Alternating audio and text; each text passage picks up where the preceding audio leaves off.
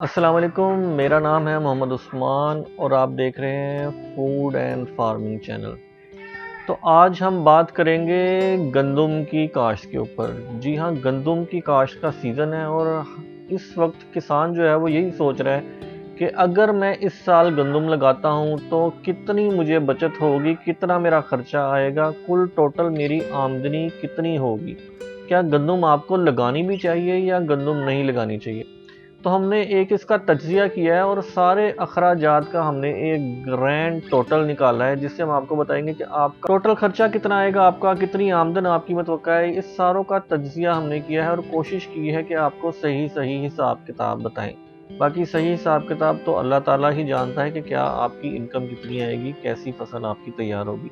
लेकिन हमने अपने नाकिस इल्म के मुताबिक एक मुख्तसर सा जायज़ा लिया है। तो चलिए आपको बताते हैं कि गंदम लगाने में आपका सबसे पहले खर्चे कैसे होंगे। सारी हमने डिटेल निकाल ली है अपने कंप्यूटर में।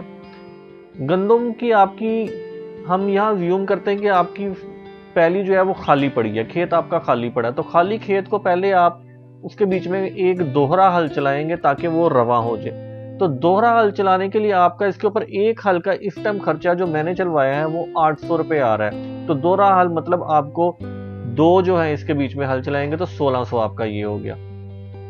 1600 भी ये हल चलाने के बाद फिर आप अपनी जमीन के बीच में पानी लगा देंगे ताकि एक बार सही से अच्छे से नरम हो जाए, क्योंकि सख्त जमीन के बीच में गंदम तो लगाई जा सकती नहीं है, आपका बीज ज़ाया होने का अंदेश है। तो आपने उसके बीच में पानी लगा दिया। अब पानी इसे कहते हैं रोनी करना। तो रोनी करने के लिए आपको कम से कम 2000 का इसके बीच में डीजल जो है वो जलाना पड़ेगा। अगर किसी के पास बिजली का अपना है तो उसका खर्चा कम हो सकता है। सोलर वालों का खर्चा और भी कम है, उन्होंने पहले ही बहुत खर्चा कर लिया हुआ है। लेकिन ज़्यादातर हमारे किसान जो है वो डीजल के ऊपर जो है इत्तफाक करते हैं। तो डीजल आपका 2000 का चलेगा। 2000 का डीजल जल गया, उसके बाद आपकी जब एक बार वत्तर में आ जाएगी ज़मीन तो फिर से आप इसके बीच में दोहरा हल चलाएंगे। अब जो दोहरा हल आप चलाएंगे उसका फिर आपका 1600 रुपये का खर्चा होगा। 1600 रुपये का आपने खर्चा कर लिया, ज़मीन आपकी नरम भुरभुरी होगी। उसके बाद आपने उसके बीच में डीएपी 1.5 बोरी कम से कम आप उसमें डालेंगे। अच्छी पैदावार के लिए जो है वो 2 बोरी रिकमेंडेड है, लेकिन डीएपी इस वक्त बहुत महंगी है। हमने बहुत मुश्किल से डीएपी इस वक्त जो है वो 7800 रुपये के बीच में एक बैग खरीदा है। ये बात है कल की, और रोज़ इसका रेट 1 से 200 रुपये बढ़ता जा रहा है। और एक एवरेज जो मैंने इसका रेट लगाया है, क्योंकि कुछ किसानों ने अभी खरीदनी है, कुछ खरीद चुके होंगे, तो एवरेज इसका रेट जो है 8000 रुपया एक बोरी का पड़ेगा। हमने यहाँ पे 1.5 बोरी लगाई है। 2 बोरी जो है इस टाइम किसान की इतनी ताकत नहीं है कि वो 2 लगा सके, तो 1.5 बोरी डीएपी का हिसाब लगाया है। आपको 1.5 बोरी 1 एकड़ में डीएपी डाली जाएगी जो कि 12,000 रुपये की होगी। अच्छा, कुछ लोग जो हैं इसके बीच में पोटाश डालते हैं, कुछ लोग पोटाश नहीं डालते। मैं एसओपी की बात कर रहा हूँ। अगर आप इसमें एसओपी डालते हैं तो आपकी पैदावार अच्छी आती है, दाना चमकदार होता है, दाने का वजन ज़्यादा होता है और आपका फल अच्छा तैयार होता है। मैं तो ये रिकमेंड करूँगा कि आप एसओपी डालें। अगर आप इसमें एसओपी भी डालते हैं तो आपकी 6500 जो है इस टाइम हमने उसका रेट लगाया है। ये रेट ऊपर नीचे होते रहते हैं, लेकिन जो हालात जा रहे हैं ये रेट ऊपर ही जाएंगे, नीचे नहीं आएंगे। मैंने फिर भी 6500 लगाया। हो सकता है कि आपको ये 7000 में मिले, कुछ लोगों ने 5000 में भी ये बोरी उठाई है। अच्छा, ये आपका हो गया। उसके बाद आपने 4000 का इसके बीच में जो है वो बीज इस टाइम मिल रहा है, इससे कम में भी मिल रहा है, लेकिन जो अच्छा एक बीज है, अगर आप अकबर 2019 उठाते हैं या दिलकश या सुबानी 2021 उठाते हैं तो ये बीज आपको 4000 के मिलेंगे। 4000 का फी एकड़ का बीज हो गया। ये खर्चा भी आप अपना ऐड कर लें। ये आपने जब इसके बीच में डाल दिया है उसके बाद आप एक रोटावेट चला के अपनी ज़मीन को अच्छा नरम भुरभुरा कर लेंगे। ज़मीन आपकी भुरभुरी हो जाएगी, बीज और खाद अच्छी तरह बीच में मिक्स हो जाएगी, फिर आप इसको छोड़ देंगे। फिर इसके बाद आपकी बारी आएगी पहला पानी लगाने की। तो पानी लगते हैं 3। मैं अलग अलग आपको नहीं बताऊंगा कि इतना खर्चा उतना खर्चा। हमने इसका अंदाज़ा लगाया कि एक पानी का खर्चा कम से कम आपको 1200 रुपये पड़ता है। तो 3 पानी का खर्च आपको 3600 रुपये पड़ेगा। तो 3600 रुपये आप इसका भी ऐड कर लें। फिर आप जब आपकी फसल जो होगी उसके पत्ते निकल आएंगे, उसके बीच में जड़ी बूटियां निकलेंगी, तो जड़ी बूटियों को तलफ करने के लिए गंद वाली स्प्रे भी यकीनन आप करेंगे, तो उसका भी आप ऐड कर लें। तो 1000 रुपया हमने उसका भी यहाँ पे ऐड कर लिया है। अच्छा, अब आपकी फसल जब गोब की हालत में आती है तो वैसे तो लोग इसके बीच में उस टाइम पोटाश डालते हैं और काफ़ी किस्म के स्प्रे करते हैं ताकि उनकी ज़्यादा अच्छी पैदावार हो।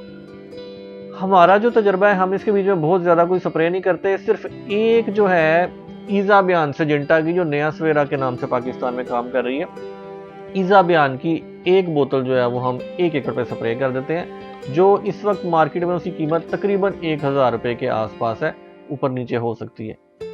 आपका इस तरह ये टोटल खर्च जो हमने निकाला है, इसके बीच में आपकी समझे फसल भी अब तैयार हो चुकी है, पानी लग चुके हैं, सारा काम मुकम्मल होने के बाद अब इसकी कटाई की बारी आ जाएगी। जब आप कटाई करेंगे तो उसमें भी खर्चा होगा जो लोग अक्सर काउंट नहीं करते, लेकिन कटाई के वक्त भी आपको खर्चा देना पड़ता है। तो कटाई का भी इसका 6000 रुपये का खर्चा होगा। थ्रेशर आएगा, और थ्रेशर जब आएगा इस बार तो वो पहले की निस्बत महंगा आएगा। पहले डीजल का रेट और था, अब डीजल का रेट और है, तो 6000 हमने अज्यूम किया है कि 6000 इसका उस वक्त भी खर्चा आएगा। अब ये सारा टोटल हमने जब इसका कर लिया तो कुल कीमत इसकी बन गई है 45,300।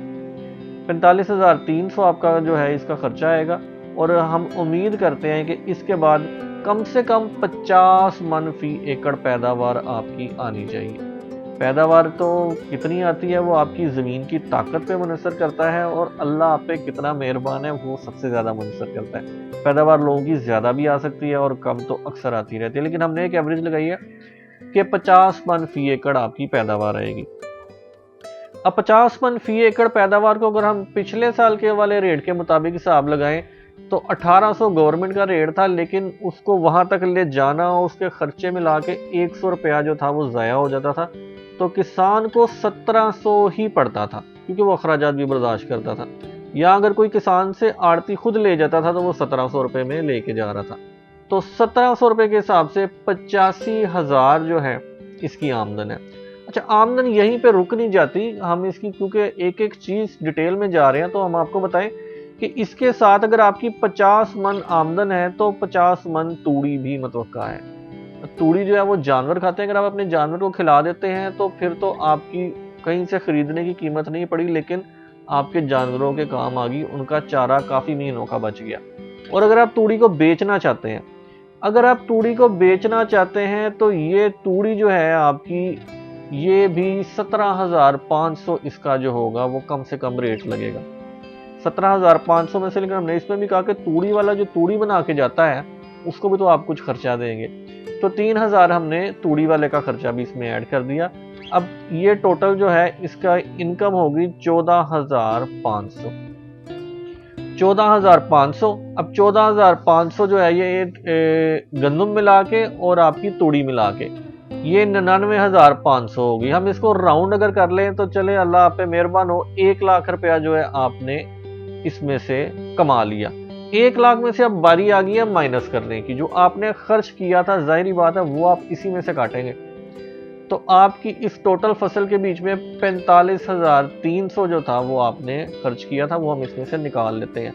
अब आपका जो नेट प्रॉफिट इसके बीच में बचा है वो 54,200 है जी। 50,000 के साथ 4,200।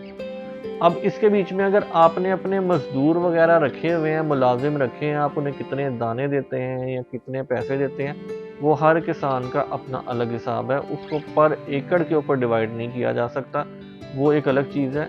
लेकिन बाकी जो हमने हिसाब लगाया है 1 लाख के करीब आपकी गंदम इंशाल्लाह तूड़ी समेत बिकेगी। और ये जो खर्चे हैं आपके, अगर आप इसमें से नहर का पानी आपको मिल जाता है तो आप 3600 माइनस कर सकते हैं, आपका जो होगा खर्चा ये कम हो जाएगा।